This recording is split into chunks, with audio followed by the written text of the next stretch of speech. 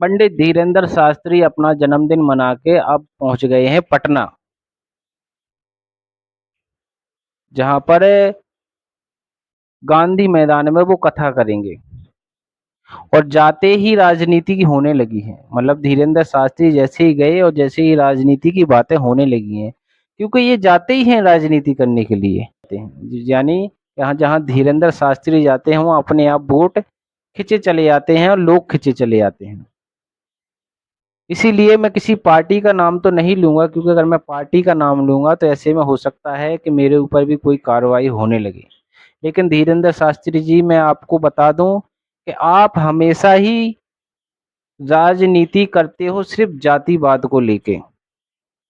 आप कहते हो कि भैया हमारी सबसे हाथ जोड़कर विनती है, कृपया करके जातिवाद पे राजनीति ना करें। जब आपको राजनीति से कोई मतलब है ही नहीं तो आप आखिर राजनीति का नाम क्यों लेते हो?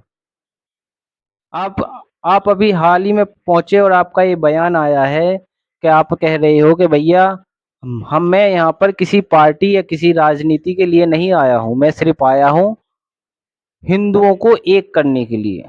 यानी हिंदुओं को एक करने के लिए, राज जात पात को हटाने के लिए। नीति नहीं है तो ये क्या है? किस मुद्दे पे आप बात कर रहे हैं? आप वहां पर भगवान की कथा करने के लिए गए हैं, राजनीति करने के लिए नहीं। क्योंकि इंसान में ना इतना दिमाग तो है कि उसे क्या सोचना है और कैसे चलना है और कैसे नहीं चलना है। आप सिर्फ इंसानों को, आप सिर्फ लोगों को बहकाने के लिए आते हैं, और जो बहकने वाले होते हैं वो बहक जाते हैं, और जो समझदार लोग होते हैं वो आपकी बातें सुनते तो हैं, लेकिन उस बातों में आपकी राजनीति को ढूंढ ही लेते हैं कि हाँ भाई धीरेंद्र शास्त्री कितने बड़े राजनेता हैं।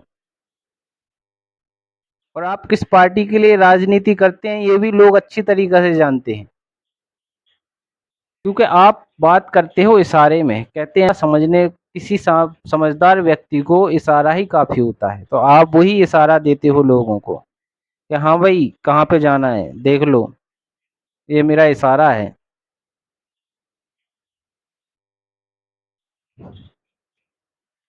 इसीलिए कृपया करके जब आप कहते हो ना कि हम राजनीति के लिए नहीं आए हैं और ना ही हम राजनीति के बारे में टिप्पणियां करते हैं, तो आखिर आप ये लफ्ज ही मत मुंह से निकाला करो। कई लोग ऐसे हैं जो हिंसक बन सकते हैं आपकी बातों से।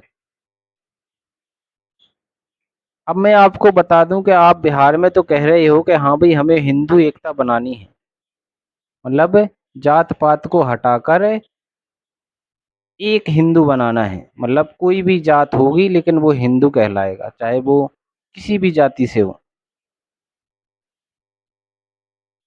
तो यही काम अगर आप बुंदेलखंड में कर देना तो आपकी सबसे बड़ी मेहरबानी होगी, जहाँ पर आज भी कई दलित समाज के लोगों के ऊपर अत्याचार होते हैं और आपके पंडित समाज के ही लोग करते हैं।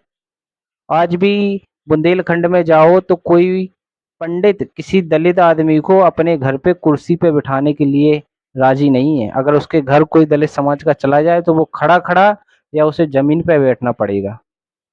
अगर वो व्यक्ति कुर्सी पे बैठा है या किसी पलंग पे बैठा है तो उसे अपने साथ अपने बराबर उस कुर्सी पे उस पलंग पे नहीं बैठा सकता है। इसीलिए अगर आपको आपको अगर ये छुआछूत या फिर ये इस पे राजनीति करनी है तो आप राजनीति तो कर सकते हो, क्योंकि लोगों को समझ में आ रहा है कि हाँ भाई आप किस पार्टी के लिए राजनीति करते हो। लोग इतने पागल नहीं हैं। आपका जैसे ही जन्मदिन होता है आप तुरंत भागे भागे पटना पहुंचते हैं भाई। जो भी जितनी भी पार्टियां हैं उन पार्टियों में फुल जोश है, अपनी अपनी तरफ से बोल रहे हैं।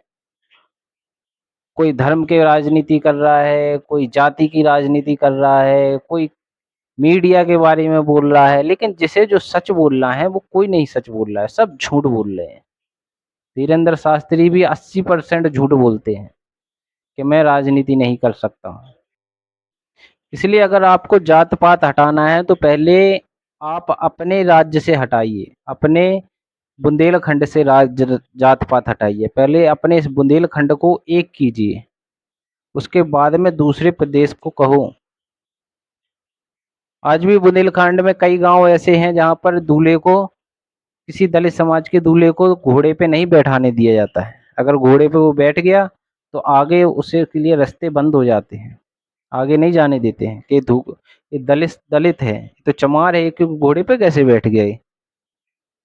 इसीलिए पहले आप जगह जगह जाके बुंदेलखंड में ही ये सब क्यों नहीं करते हो, जो सब आप, जब आप कहते हो कि हमें राजनीति से कोई मतलब नहीं है, ना ही हम किसी राजनेता पे टिप्पणियां करते हैं, तो आप मंच पे खड़े होके चिल्ला चिल्ला के किसी पार्टी या किसी राजनेता का बखान क्यों करते हो। किसी पार्टी या किसी राजनेता के बारे में बोलो ही मत। मैं तो कहता हूँ कि बिल्कुल भी किसी राजनीति का नाम ही मत लो। लेकिन फिर भी आप बताओ ऐसी ऐसी बातें करते हो। आप राजनीति नहीं कहेंगे, इसको क्या कहेंगे, क्योंकि लोगों को आप इशारे से समझा रहे हो कि हाँ भाई हमें किधर को चलना है, जरा देख लीजिए रास्ता इधर है। इसलिए आप लोगों को इशारा मत दो, क्योंकि लोगों को समझ में आ चुका है कि हाँ भाई आप क्या हो और आपकी राजनीति क्या है। जहाँ पर जातिवाद हो रही है, जहाँ पर दलितों के ऊपर जुल्म हो रहे हैं, वहां तो आप जा नहीं रहे हो, देख नहीं रहे हो, क्योंकि आपको फुर्सत ही नहीं है राजनीति करने से।